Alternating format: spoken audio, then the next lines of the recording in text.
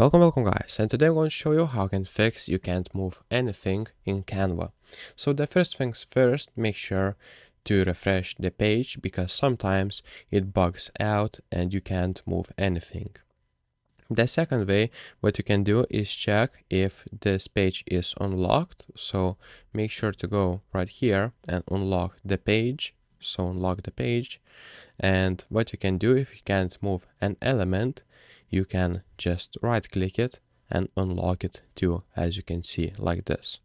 So basically unlock, and now you can move this pretty easily.